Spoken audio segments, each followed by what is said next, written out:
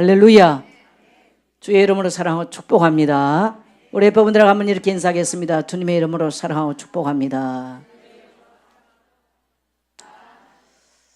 한 번 더 하겠습니다. 오늘 성도님이 있어서 감사합니다. 사랑합니다.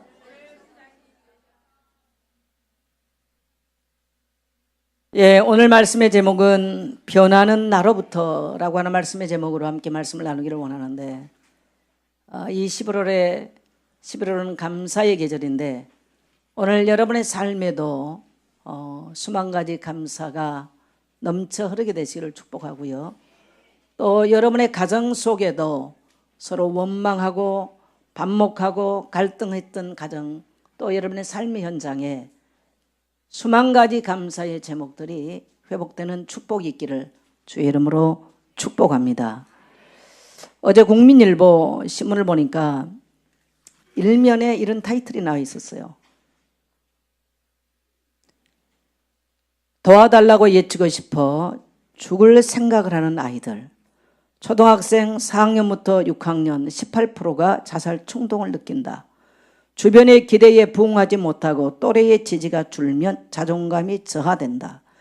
그래서 수면장애를 일으키고 식욕 저하가 오고 또 학교 등교를 거부하고 우울증 등이 동반된다.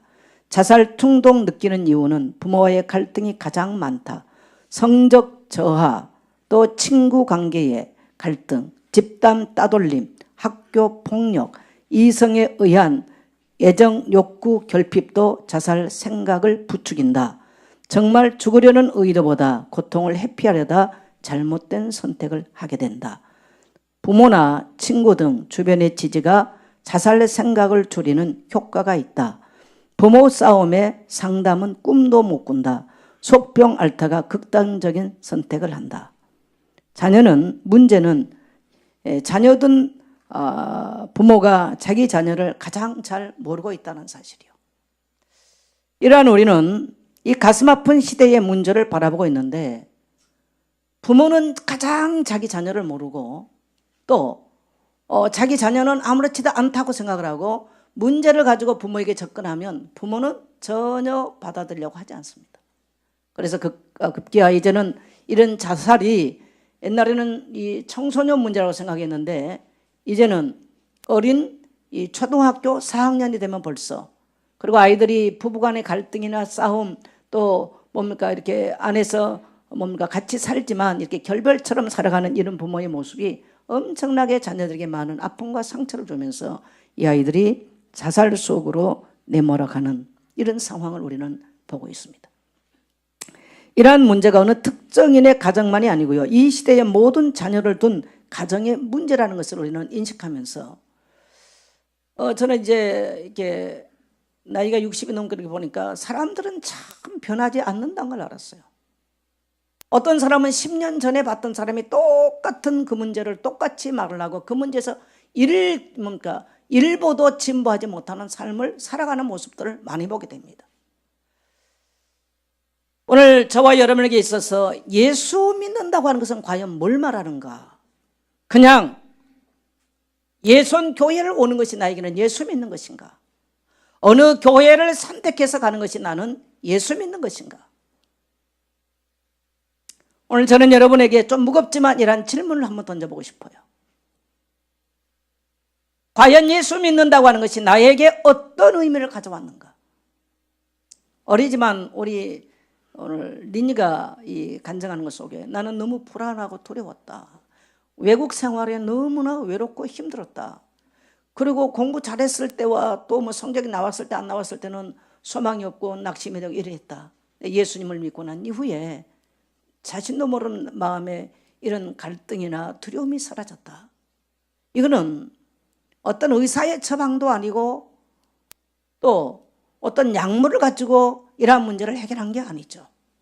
우리 또 두 번째 나와서 간증하는 우리 이경희 집사님 집안에 가히 아마 만일에 우리 집사님 가정은 예수님을 만나지 않았다면 지금도 이 가정은 지옥 같은 삶을 분명하게 살게 될 것입니다. 가정의 이야기 때문에 여기서 리얼하게 다는 못했습니다. 사실은 사람이 도울 수 없는, 인간의 의학이나 지식으로 도울 수 없는 그러한 상황이었죠. 그러나 꿈결처럼 이 모든 가정 상황은 종료되어지고 마치 지나간 이런 꿈결 속에 지나가 버린 것처럼 이런 문제는 다 해결되어지고 온 식구가 새로운 삶으로 나오는 이러한 변화를 경험하게 된 것입니다. 자녀를 둔 부모는 이렇게 말합니다. 너는 제발 좀 변하라고. 너 좀 변했으면 좋겠다고. 또 문제 있는 남편은 당신이 좀 변했으면 좋겠다고. 남편은 제발 당신이 좀 변했으면 좋겠다고. 자녀는 부모를 향해서 부모님이 제발 좀 변했으면 좋겠다고. 또 부모는 자녀를 향해서 제발 너가 좀 변했으면 좋겠다고. 그러나 서로가 다른 사람이 변화되기를 원하지만 변하지 않습니다. 그래서 모든 사람들은 서로의 변화되지 않는 이러한 절벽 앞에서 아파하고 슬퍼하고 낙심하면서 이 땅을 살아가고 인생을 끝내버리는 것입니다. 오늘 사랑하는 성도 여러분, 여러분이 어떻게 왔든 간에 오늘 이 자리에 오신 것, 하나님의 놀라운 섭리 가운데 여러분이 어머니의 모태에 조성되기도 전에 우리 하나님은 여러분을 아시고 이 자리에 부르셔서 오늘부터 여러분 인생 가운데 하나님은 놀라운 변화를 시작하고 계신 줄 믿습니다. 한마디로 예수 믿는 건 뭐냐? 삶의 변화를 경험한다는 거예요. 한번 따라하겠습니다. 예수 믿는 것은 삶의 변화를 경험하는 것입니다. 그래서 이 세상 지식이나 학문이나 철학으로 변화될 수 없는 정말 낙심과 깊은 울과 낙심, 절망, 좌절 가운데 매있던 내 인생이 예수를 만남으로 인한 모든 착고들이 풀어지고 새로운 미래를 향해서 소망을 향해서 나의 인생을 행복하게 살아갈 수 있는 권리를 가지고 우리 인생을 살게 되는 것이 바로 예수 믿는 것인 줄 믿습니다. 오늘 우리는 요한복음 4장을 통해서 수가성의 여인의 이야기를 오늘 읽었습니다. 물론 앞부분은 제가 이렇게 다 줄이고 뒷부분을 읽었어요. 오늘 이 여자는 어떤 사람이냐? 이 여자는 5 남편하고 결혼했다가 다 실패를 하고 마지막 6번째 남의 남자를 빼앗아서 살아가는 그러한 여인이었어요. 근데 그래서 이 여자는 중동 지역에서는 낮 시간은 밖에 움직이지를 않아요. 저도 중동 지역을 여러 번 가봤지만 일을 않고 상점도 다 닫고 음식점도 다 닫아버립니다. 점심시간 다 끝나버립니다. 그리고 사람들은 더위를 피해서 오수를 즐겨요. 이 여인은 사람들이 출입하지 왕래하지 않는 그 시간에 물이 필요했기 때문에 양동이를 들고 우물가에 가서 물을 길러 나간 거예요. 사람들이 없는 그 시간. 왜요? 사람들은 그 여자를 정말 창렬하고 손가락질을 했어요.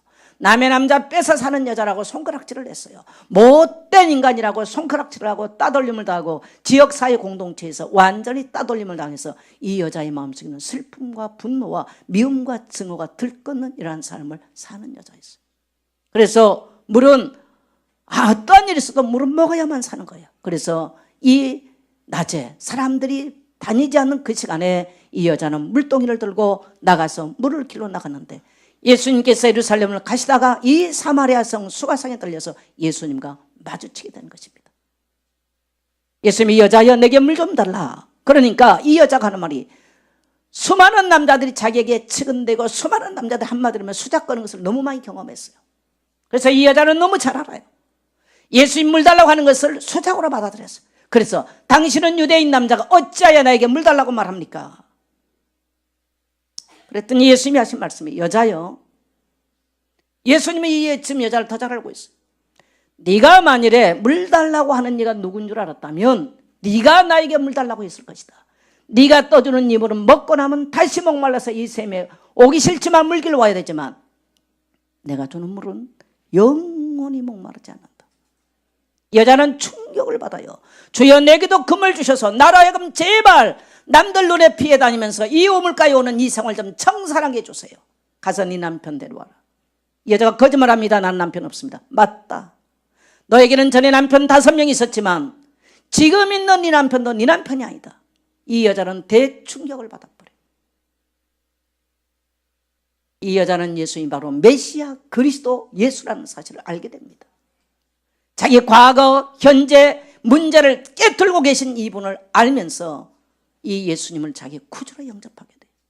그리고 이제는 이 여자는 물동이 들고 왔던 물동이를 버려 던져버리고 부끄러움도 수치도 낙심도 다 변개쳐버리고 동네를 뛰어들어갑니다. 수많은 사람들을 그렇게 피해다녔던 그 여자가 동네에 뛰어들어가서 나에게 과거의 나의 죄와 더러움을 다 알고 말하는 내가 메시아 그리스도를 만났다. 담대하게 선포하는 거예요. 온 동네 사람이 깜짝 놀라요. 도대체 이 여자가 뭐 어떤 일을 하느냐. 그리고 이 여자가 저 우물가에 메시아 그리스도가 계시라는 사실을 이제 온 동네 말을 하니 온 동네 사람이 다 나와서 예수를 만나고 낙심과 질병과 가난 가운데 묶여서 소망이 없었던 그 시대 사마리아 성은요 완전히 저주받은 성이거든요. 지금 팔레스타인이라고 말하는 땅이 바로 지금 사마리아 땅이에요. 온 동네가 변화되기 시작합니다. 이 여인의 한마디, 나의 과거를 다 알고 나에게 손을 내밀어 준 이분은 바로 메시아 그리스도였다. 이것을 증감으로 이 여인을 통해서 온 동네가 다 변화가 일어났어요. 여러분, 예수님 안에는요 사람을 변화시켜버리는 놀라운 치유의 역사가 예수 안에 있는 줄 믿습니다. 오늘 이 수가성에 서 있는 예수의 모습을 보면 상담자예요. 아무 얘기도 말 못할 인생의 깊은 고민을 한 번에 끄집어내는 탁월한 상담가. 그래서 예수님은 나보다 더 잘 알아요. 저는 심리상담학을 대학에 전공했는데 상담하는 사람은 그 사람의 심리를 잘 파악을 해야 돼요. 그래서 그 사람이 꽁꽁 숨기고 있는 것도 끄집어내야 돼요. 이게 상담사가 하는 일들이거든요. 사람의 상담의 기법으로는요 사람의 문제를 이해하고 끌어내고 치유하는 데는 절대적으로 한계가 있어요. 오늘 우리 예수님 보니까 이 여자가 말합니다. 그 여자의 말이 내가 행한 모든 것을 내게 말하였다. 한마디로 예수님은 어떤 분이야? 따라합시다. 나보다 나를 더 잘하신 분이다. 여러분도 가끔 어딘가에 갔을 때 누가 목사님 목사님 어쩌죠? 제가 모르는 나의 얘기를 하는 분들 가끔 만나거든요. 깜짝 놀라죠. 그런 사람 만났을 때 참 마음의 문을 열게 되어져요. 예수님을 만나면 왜 사람들은 변화가 일어날까요? 우리 속에는요 왜 이 여자가 그렇게 남편을 5명을 만나고 그 남편 속에는 돈 많은 남자, 공부 많이 많은 남자, 지식이 좋은 남자, 세행 명예가 있는 가장 각색의 6명을 만났을 때 오직했겠어요? 모르긴 하지만 전부 다 불륜적인 관계도 많았을 겁니다. 그러니 이 여자의 삶은 거의 우리가 떳떳하게 말할 수 없는 자기 자신도 이제는 더 이상 소망이 없고 더 이상 힘들어하고 더 이상 어떤 미래를 향해서 갈 수 없는 이런 삶에 놓여 있는 여자예요. 예수님은 다 그 여자가 오는 그 길목에 가서 그 여자를 기다리고 있는 거예요. 그 수가성 안에서 가장 어떻게 보면 비참한 여자, 수많은 사람들에게 돌팔매질을 당하고 눈총을 받고 멸시와 천대를 받는 더 이상 소망이 없는, 물론 지금 살아있는 남편은 돈이 많이 있는지 그건 잘 모르겠어요. 성경은 말하지 않으니까. 그러나 실상 그 여자가 겪는 내적 아픔과 갈등은 누구도 치유할 수 없고 누구도 어루만질 수 없는 놀라운 깊은 아픔과 절망 가운데 있었어요. 예수님은 그 여자가 오는 그 길목에 딱 버티고 서 계신 거죠. 내 가는 인생길에 예수님은 버티고 서 계셨어요. 내가 시골 동네 되는데 예수님은 그 동네 와서 버티고 계시고 나의 손을 잡으시고 나를 이끌으시고 나를 하나님 앞으로 인도하셨던 분이 바로 살아계신 하나님의 아들 그리스도 예수인 줄 믿습니다. 그랬더니 이 말은 무슨 말입니까? 이 여자에게 그 여자를 또 우리를 더 잘하는 것, 모든 사람들은 말하고 싶지 않은 부끄러운 죄악이 누구에게나 있습니다. 만일에 여기 있는 나에게 나의 과거의 모든 죄와 더러운 행실을 다 낱낱이 파헤친다면 저는 여기서 목을 매서 작사를 해야 되겠죠. 이것을 로마서 10장 3장 10절에는 의인은 없나니 하나도 없다.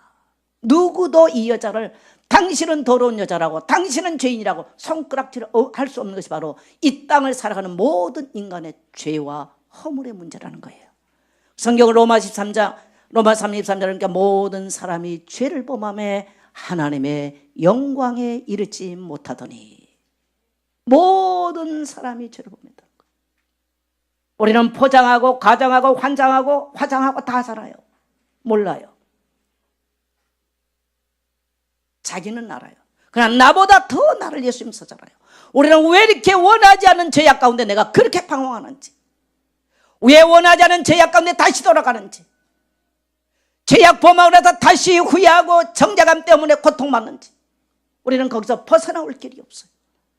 그래서 사람들은 아파해요. 그래서 사람들은 신음하는 거예요. 그래서 아이도 어른도 청소년도 다 똑같은 문제예요. 이게 뭡니까? 성경은 따르면 죄다. 그래서 아마 불신자들이 교회 오면 제일 먼저 듣는 소리가 우리는 죄인입니다. 이 말이 참 내가 언제 죄졌어? 근데 여러분, 내가 믿든지 안 믿든지 성경은 모든 사람이 죄인이라고 말합니다. 근데 성경은 우리를 정죄하기 위해서 우리를 죄인이라고 말하고 않고요. 따라합시다. 용서하기 위해서. 성경이 말해서 우리에게 너는 죄인입니다 라고 말하는 것은 우리를 정죄하기 위해서 아닌가, 모든 정죄감으로부터 해방시켜 주기 위해서. 여러분요, 내가 누구에게 죄를 지르는데 그때는 굉장히 우리가 누구에게 죄를 범하면 감추려고 그러잖아요. 근데 담대하게 그 사람에게 가서 내가 죄인이었다, 내가 잘못했다 고백을 하면요, 우리의 마음이 시원해지는 거예요. 그리고 그때부터 내 삶은 빛 가운데로 나가는 거예요. 근데 인간이 하나님께 죄를 범하고 이 문제가 해결되지 않을 때 인간은 이 땅에 어둠의 길을 걸을 수밖에 없어요. 오늘 이 여자처럼 그렇게 살 수밖에 없어요. 예수님은 여자야 네가 왜 그렇게 살았냐고 정죄하지 않냐고. 내가 주는 물은 영혼이 그렇게 목마르지 아니할 것이다. 다시는 가서 죄를 범하지 말라. 나도 너를 정죄하지 않노라. 할렐루야. 우리 주님은 바로 용서의 주님으로 찾아오셨어요. 우리가 예수를 믿고 나면 왜 자유함을 누립니까? 요한일서 1장 9절에 보면 만일 우리가 우리 죄를 자박하면 저를 미쁘시고 그래서 우리를 모든 불의에서 깨끗게 하시느니라. 상담하기 해보니까 왜 유익하냐? 속에 있는 것들을 다 쏟아내면 카타르시스가 일어나요. 그래서 마음이 굉장히 자유함을. 그러나 그건 영혼의 치유는 아니거든요. 예수님을 구주로 만나고 나니까 내가 죄인이었다는 것을 고백하고 인정하고 나니까 내 영혼 깊은 곳에서 묶임이 풀려버려요. 요한일서 3장 8절을 보면 그러면 죄는 누가 주관하느냐? 죄를 짓는 자마다 마귀에게 속하나니. 죄를 짓는 자는 어디에 속하느냐? 죄를 지면 우리가 이해하고도 이해할 수도 없고 믿지도 않고 인정하고 싶지 않은 원수 마귀, 사단 마귀, 귀신. 이것이 우리 영혼을 딱 사로잡아요. 그래서 일생 동안 매여서 종로로 타게 만드는 것입니다. 예수를 구주로 믿고 나니까 이 원수 마귀는 한 길로 왔다가 7길로 우리 인생에서 떠나가는 줄 믿습니다. 그래서 악하게 살았던 사람들, 칼 들고 남을 죽였던 사람들, 음란하고 타락하게 살았던 인생들, 술 취하며 방탕하게 살았던 인생들, 그래서 온몸이 병이 들고 소망이 없었던 인생이 예수를 구주로 믿고 나니까 모든 불의에서 깨끗함을 입을 뿐만 아니라 원수의 손에서 자유와 해방을 누리게 된 줄 믿습니다. 바로 오늘 이 여자, 나의 지난날 나의 행실을 다 알고 말씀하신 분을 내가 만났다. 이분이 바로 우리 예수님인 줄 믿습니다. 우리 예수님은 우리에게 수치심을 주지 않아요. 정죄감을 주지 않아요. 우리에게 모든 두려움과 죄를 짓고 나면 두려움이 찾아오고 공포심이 찾아와요. 이상하게 오늘날은 아이들도 두려움, 공포가 너무 많아요. 그래서 밤에 틀림없이 청소년들 잠 안 자고 돌아다니는 거의가 뭔가 귀신에 속삭됐는가 공포심에 사로잡혀서 그렇습니다. 부모는 이해 못합니다. 저 옛날에 이 안양권의 많은 중고등학교에 뭔가 선생님들을 많이 선공을 하고 또 아이들 CH간에 많이 여러 학교를 제가 갔었어요. 의외로 많은 아이들이요, 환청을 보고 환상을 보고 두려워하는 아이들이 너무 많아요. 부모한테 말 못해요. 아까 우리 이정기 집사님 가정에도 이런 문제들이 있었죠. 부모가 이해 못해. 무슨 글이 있는 일이라고. 여러분, 그 문제는요, 무당 찾아가면 빙이 들었다고 그래요. 성경은 말합니다. 사단, 마귀, 귀신의 존재에 대해서. 인간은 어떻게 합니까? 예수, 만왕의 왕 되신 예수를 믿음으로 그 원수 마귀 손에서 인간이 즉시로 운명에서 사주팔자에서 해방되는 줄 믿습니다.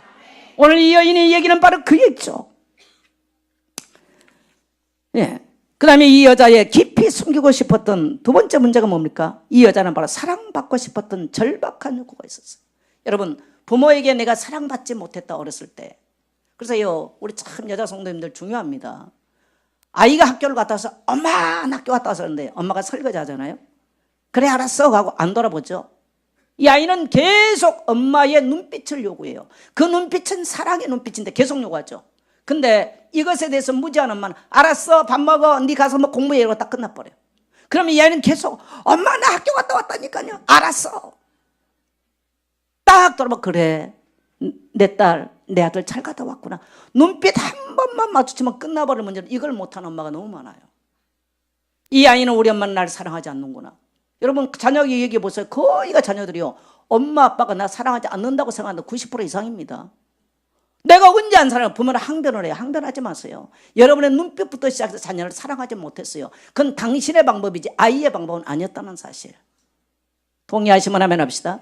그래서 어렸을 때 우리가 전반기 시절에 사랑받지 못하고 거절을 당했다고 생각한다면, 특히 엄마로부터 아빠로부터 거절감을 갖고 있는 사람들은요, 후반기 인생에 끊임없이 바람피게 돼 있어요. 이 사람 만나 저 사람, 왜? 사랑에 굶주려 목말라요. 그래서 목마른 인생을 사는 거예요. 인생은 누구나 다 사랑받고 싶은 욕망이 있어요. 저도 그래서 목사님 사랑해요, 이 사람이 좋아. 그래서 목사님은 잘 안 하더라고. 다 내보고 와서 사랑해달라고만 하지. 저도 사랑받고 싶어요. 왜 아멘 안 합니까? 이게 인간이에요. 그래서 제가 많은 사람들 이제 만나고 이렇게 뭐라고 하면요, 목사님이 사랑해요. 그러면 저도 참 기분이 좋아. 그 마음이 사랑한다는 이 말이 그렇게 사람을 기분 좋게 만들어. 우리 옆에 성도님 합시다. 성도님 사랑해요. 혹시 부부가 앉아있으면 당신 사랑해요. 근데 사람들은 이 말을 못해. 내 딸 사랑한다, 내 아들 사랑한다, 내 남편 사랑한다, 내 아내 이거를 못해. 이거를. 오늘 이 여자는 자기의 문제가 뭔지 몰랐어요. 사랑받고 싶은 깊은 욕구가 자기 있다는 걸 몰랐어요. 돈 많은 남자 만나면 해결될 줄 알았어. 두 번째 지식 있는 남자 만나면 해결될 줄 알았어. 세 번째 권력 있는 남자 만나면 해결될 줄 알았어. 네 번째 근육 잘생긴 남자 만나면 해결되는 줄 알았어요. 아무것도 해결 안 돼. 마지막에 남의 남자 탐서서 뺏어서 사는 거예요. 여섯 번째 남편. 근데 만족함이 없었어요. 왜인 줄 몰랐어요. 이 여자의 깊은 내면 속에는요, 진정한 사랑을 갈구하고 있었습니다. 모든 인간은 이 사랑에 대한 욕구와 갈급함이 모든 인간에게 있어요. 근데 여러분 보세요. 우리 부모도 상처받은 부모예요.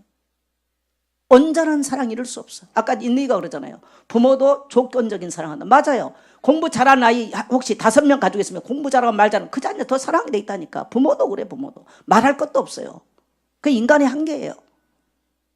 그럼 부모는 이렇게 말합니다. 10손가락 깨물어서 안 아픈 손가락 있냐고. 덜 아픈 손가락도 있어요. 솔직하게 말하면요. 그리고 또 사람은요, 덜 깨무는 것도 있다니까. 엄지손가락 꽉 깨물었고요, 새끼손가락은 덜 깨물어요. 그래놓고 내가 똑같이 깨물어서 안 아픈 게 있냐 보라고. 다 인간의 거짓말이에요. 분명하게 마음 터가는 자녀 있는 거예요. 이게 인간의 속성이고 인간의 한계예요. 이건 모든 인간의 공통점인 거예요.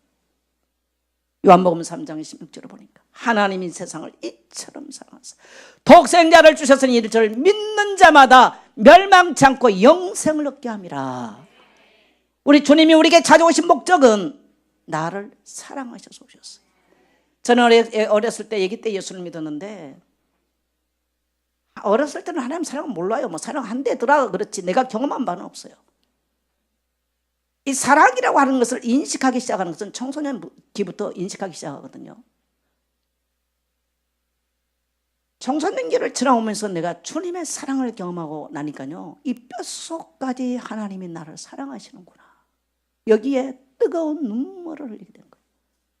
이 주님의 사랑을 경험하고 나니까 이 땅에 사랑받기 위해서 갈구하거나 목마름이 끝나버리더라는 거예요. 할렐루야. 그래서 창기와 같이 살았던 인생들, 가늠하다가 현장에 잡혔던 여자들, 예수님 만나고 나서는 다시는 가서 그런 길로 행할 수가 없더라는 겁니다. 도덕책 갖다 놓고 공자 맹자 뭐 노노 갖다 놓고 이렇게 살면 바로 그게 한 게 아니고요, 예수님의 사랑이 우리 마음속에 부음받으니 아버지의 사랑을 경험하고 나니 이 땅의 것들은 잠시 잠깐이요 물거품과 같은 것이요 지나가는 것들이라는 것을 깨닫게 되면서 남편 집착했던 여자들 집착 끝나는 거예요. 아내의 의처증 가지고 괴롭히면서 사랑이라는 명목하에 씌웠던 사람들 다 끝나는 것인 줄 믿습니다. 이 사랑의 힘은요 어마어마한 거예요. 자녀들요 다 부모의 사랑이 든든한데 어디를 가도 엄마 빠빠해 딱 하고 하는데 어디 가서 자신감이 있어. 부모의 사랑이 충분하지 못한 아이들 딱 보면 알거든요. 뭐가 세워놓으면 쭈삣쭈삣해. 나는 그래서 우리 아이들에게 세워보면요 아이들 다 봐요. 당당한 아이들은요 충분한 아이들이에요. 그러나 여기 세워놔도 뭐가 쭈삣쭈삣하고 뭐가 이렇게 일어나야 돼. 유치원 딱 보내보면 다 드러나죠. 학교 선생님하고 눈 마주 못 쳐요. 친구하고 눈 마주 못 쳐요. 그러면 지가 이렇게 말해요. 나는 선생님 눈빛 보면 무섭다고. 그러나 정상적인 아이들은 선생님 눈빛 보고 무서워하지 않아요. 그렇게 하면서 내면이 왜곡되기 시작한 거예요. 이거는 깊이 지금 병이 들어서 내려가기 시작한 거예요. 불쌍한 거죠. 어디서도 치유받을 수가 없어요. 우리 예수님은 우리를 더 잘 알고 계세요. 인간의 영혼과 심리와 정신을 깊이 뼛속까지 깨뜨리시고 그러한 인간을 찾아오신 주님인 줄 믿습니다. 그래서 인간의 그 사랑, 욕구 충족 안 되죠. 그 여자 네가 왜 그렇게 못된 짓 했냐 아니고요. 너의 그 문제는 사랑의 그 목마름. 만드신 하나님 만나야 끝난다는 얘기였어요. 할렐루야. 그 여자는 그 이후로 변화돼 버립니다. 마치 물이 변하여 포도주가 된 것처럼 그 여인의 삶은 변화돼 버려요. 담대한 자신감을 가지고 누가 나에게 뭐라고 말한다 할지라도 동네를 뛰어나가면서 나는 하나님의 아들 예수 그리스도를 만났다고 선포해버리는 놀라운 축복의 삶으로 변화되는 줄 믿습니다.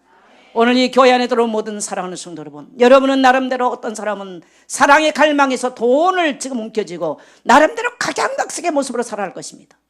그러나 우리는 죄에서 돌이키지 않는 이상 인생은 참된 행복이 없다는 사실을 깨닫게 되시길 바랍니다.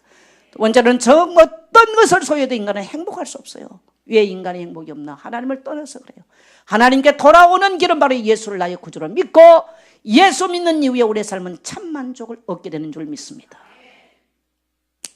그리고요, 세 번째 보니까 우리는 숨기고 싶은 상처받은 마음이 있어요. 사람들은 마음에 상처 잘 얘기 안 해요. 많은 청소년 문제나 이 자살 충동 이런 거 전부 다 친구로부터 상처, 부모로부터. 근데 우리는 친구 때문에 상처받았는데 아니에요. 우리는 그거 고쳐야 돼요. 이미 상처는 가정에서부터 출발한 거예요. 그래서 상처받은 엄마는 자녀에게 상처 주게 돼 있습니다. 그래서 꼭 저는 우리 여자 성도님들 꼭 부탁합니다. 여러분의 가정이 행복하기를 원하십니까? 여러분의 자녀 인생이 행복하기를 원하십니까? 상처를 거절하십시오. 혹시 살아오면서 상처받았다 할지라도 오늘 내가 상처받은 마음 거절할 권리는 내게 있는 거예요. 거기에 묶이면 내 자녀에게 상처받은 언어, 상처받은 눈빛 나가기 때문에 내 자녀는 그대로 상처받고 깊은 수령으로 추락해버려요. 그게 원수마귀의 전략이란 걸 아셔야 돼요. 사단 마귀는 상처라는 무서운 무기를 들고 나오는 것입니다. 그래서 인간을 거기 가둬버려요. 그 올무에 묶여버려요. 그 멍에를 매게 만들어요. 어떤 사람은요, 어렸을 때 엄마에게 상처받는데 늙어 죽을 때까지 거기 묶여 사는 사람이 있어요. 이런 여자가 만일에 결혼했다고 생각하세요. 그 남편 불행해요. 이런 남편 만났다고 하면서 그 가정이 얼마나 불행하겠어요. 말 한마디 하면 교회 안에도 만일에 상처에 늘 매인 성도 있으면 공동체가 힘들어요. 저는 우리 예선교회 공동체가 치유받은 공동체, 회복된 공동체, 행복한 공동체 되기를 축복합니다. 그래서 어린아이들이 들어오면 꿈이 있어야 돼. 찬양을 해도요, 손을 들고요. 아이들 손 올려보면 알아요. 학교도 공부하는 아이들이요, 선생님이 이거 말하면 자신감이 나요. 틀려도 잘 하는데요. 공부 잘해도 이게 안 되는 애들이요, 손 못 올려, 못 올려. 그리고 아이들 다 해버린 뒤에 이제 이러다 말아. 교회에서 똑같대요. 주일날 찬양하면요, 참 내 영혼이 은총 입어 중한제찜 벗고 찬양 손 들고 하는데 어떤 이게 뭐내 올려도 나도 해보고 싶은데 여기밖에 안 올라. 모든 묶임 풀리기를 축복합니다. 저는 그래서 젊은이들이 손을 들고 찬양하며 그거 굉장히 기뻐요. 근데 우리 청년들 오늘 왜 나와서 이렇게 3,000% 해먹고 다녀요? 평소 잘하는데 그렇게 3,000%는 해먹어. 그렇게 해면 줄 알았으면 내가 안 시켰었던 건데. 그래서 사람은 상처받은 마음을 남에게 안 보이고 싶어요. 남이 알까봐 숨기고 싶거든요. 근데 예수님이 하는 거예요. 그 상처받아서 그 아픔과 절망과 온갖 인생의 병들어 버리는 거. 남에게 말하고 싶지 않았어요. 근데 예수님이 구체적으로 그럼 꺼집어 버리는 거예요. 여러분, 이사야 53장에 보니까 예수님이 왜 오셨느냐? 그가 찔림은 우리의 허물을 일하며 그가 사함을 죄악을 일함이라. 그가 채찍에 맞음으로 우리가 나음을 입었고 그가 징계를 받음으로가 평화를 입었도다. 예수님을 만나고 나니까 육신의 질병이 끝나버려. 아까 우리 이정희 집사님 많이 뚱뚱 많이 부어 있었잖아요. 나 몇 주 전에 들었어. 뭐만 먹었다 하면 소화제 먹어야 됐대요. 뚱뚱 부었어요. 근데 어느 날 이 모든 약 다 끊어버렸어. 할렐루야. 여러분요, 예수 안에는 치유의 능력이 있다. 상한 마음이 치유받아 버려요. 누구 죽이고 싶어서요 칼 들고 하고 늘 칼 갈았던 사람이 예수 만나면 이 마음의 분노 상처가 싹 치유받아 버려요. 소망이 없어 낙심 가운데 공부하기 싫었던 아이들이요 정말 예수 만나고요 희망이 생기면서 공부하고요 인생이 역동적으로 변하는 것입니다. 할렐루야. 제가 내일부터 또 네팔, 부탄 정말 저 뭡니까 히말라야 산맥을 넘어가잖아요. 지금 제 나이가 그럴 나이는 아니지 않습니까? 저는 영원한 청년으로 삽니다. 할렐루야. 네. 주님 부르신 그날까지 우리에게는 희망이 있어요. 우리는 소망을 노래할 수 있어요. 우리는 비전을 꿈꿀 수 있는 거예요. 그리스도 안에서 언제나 주님은 우리에게 새날을 주신 것입니다. 그래서 오늘 또 주님이 우리를 통해서 일하시는 우리의 심령을 변화시키고 우리의 질병을 치유하고 환경을 치유하는 오늘 또 주의 날인 줄 믿게 되시길 바랍니다. 할렐루야. 네. 그래서 가정에 문제가 오고 그가 속한 공동체에 문제가 오고 또 자녀들의 상처는 대물림 맞죠. 그러나 우리 예수님은 다 치유받았어요. 제가 젊은 날 이렇게 좋았던 찬송 중에 하나가요. 세상에서 방황할 때 나 주님을 몰랐네. 내 맘대로 고집하며 온갖 죄를 저질렀네. 예수여 이 죄인도 용서받을 수 있나요? 벌레마도 못한 내가 용서받을 수 당연히 용서받을 수 있습니다. 아멘. 예수 믿으면 어떤 일이 나나요? 우리 주님은 치료자이십니다. 따라합시다. 우리 예수님은 치료자이십니다. 예수님은 우리를 용서하세요. 저는 세상에서 보니까요 가장 어려운 게 뭐냐 남을 용서하는 일인 것 같더라고요. 내가 주님이 십자가에서 물과 피를 쏟으시고 나의 죄와 허물을 용서한 것을 경험하고 났을 때 비로소 내게도 용서할 수 있는 거예요. 오늘 여러분에게 용서로 묶인 모든 것들 풀어지고 오늘 여러분의 용서의 놀라운 빛이 여러분에게 임하게 되시기를 축복합니다. 용서하지 못하면 내가 묶여버려요. 용서하지 못하면 내가 깊은 수렁에 갇혀버려요. 오늘 주님은 이런 묶인 우리를 풀어주셨어요. 오늘 여러분의 가정 아래 용서와 화해와 평강이 일어나기를 축복합니다. 예수님 믿으면 어떻게 되어집니까? 참 생수가 우리 속에서 다시는 인생에 목마르지 않아. 내가 거기서 꼴등해도 괜찮아요. 공부 꼴등해도 다른 것도 할 수 있어. 할렐루야. 네. 인생의 목마름이 끝나버려. 요한복음 7장 32절에 보면 누구든지 목마르거든 내게로 와서 마시라. 나를 믿는 자는 성경 이름 같이 그 배에서 생수의 강이 흘러나리라. 배에서 생수의 강이 흘러나니까요 가뭄이 와도 메마르지를 않아. 샘솟는 희망이 있어요. 이게 예수 믿는 거예요. 예수 믿으면 어떻게 되어집니까? 예수 믿으면 참된 빛 가운데로 나가는 것입니다. 요한복음 8장 12절에 보니까 예수께서 또 말씀하여 이르시되 나는 세상의 빛이니 나를 따르는 자는 어둠에 다니지 아니하고 생명의 빛을 얻으리라. 예수 믿고 나니까 마음이 참 밝아지는 거예요. 이 땅에 살면서 천국을 경험하고 이 세상 떠난 다음에 영원한 천국을 향해서 가는 것이 바로 그리스도인의 삶인 줄 믿습니다. 여러분이 믿든지 안 믿든지 여러분이 지금까지 이해할 수 없는 게 세 가지가 있어요. 죄인이라는 것, 죄의 왕노릇은 사단 마귀 귀신이 하고 있다는 사실, 믿든지 안 믿든지 사람은 이 세상 끝나고 난 다음에 영원한 지옥을 갖는 천국을 둘 중 하나인 것입니다. 어떤 사람이 천국 갑니까? 죄 용서받은 자가 천국 가는 거예요. 훌륭하게 사는 자가 아니에요. 용서받은 자만이 천국 가는 줄 믿습니다.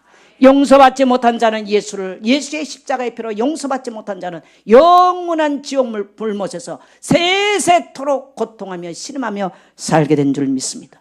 오늘 우리 예수님은 여러분을 초청하십니다. 그것을 바로 구원이라고 말합니다. 오늘 여러분을 구원 가운데 초청하십니다. 마음의 문을 열고 예수를 나의 구주로 영접하는 자는 하나님의 자녀가 되는 줄 믿습니다. 우리 거기가 여러분 제가 선포할 수 있도록 고백할 수 있도록 좀 있는 게 있는데 같이 한번 읽으면서 한번 고백하겠습니다. 같이 하면 시작. 나는 예수 그리스도로 제 삶을 받았습니다. 나는 예수님 때문에 복을 받았습니다. 예수님 때문에 내 삶은 변했습니다. 이제 내 가정도 환경도 변화됩니다. 나의 속박은 끊어졌습니다. 나의 멍에는 벗어졌습니다. 나는 다시는 죄 가운데 방황하지 않습니다. 나는 이제 빛 가운데로 행하리라. 내 삶은 변화될지어다. 회복될지어다. 충만하게 될지어다. 사랑받고 인정받고 싶은 욕구 거절한다. 떠나가라. 외로움, 슬픔, 낙심, 수치심, 분노, 중독, 술, 음란, 자기애 거절한다. 반복되는 실패, 비교의식, 교만, 열등감, 패배감, 무기력, 무능력, 질병 거절한다. 떠나가라. 가난 거절한다. 떠나가라. 나와 우리 가정은 평안하다. 나와 우리 교회는 평안하다. 나와 우리 교회는 잘 되고 있다. 날마다 잘 된다. 내 인생은 형통하다. 고백대로 믿으시면 아멘 합시다. 사람은 자기 선언이 굉장히 중요합니다. 여러분 불행하다고 말하지 마십시오. 주님이 끝냈습니다. 나는 희망이 없다고 말하지 마십시오. 주님은 우리에게 꿈을 주셨습니다. 나는 가난하다고 말하십시오. 우리 주님은 우리를 부유케 하셨습니다. 나는 없다고 말하지 마세요. 여러분의 부유함을 인색감을 깨뜨리고 부유함을 흘러보내는 여러분 되시기를 축복합니다.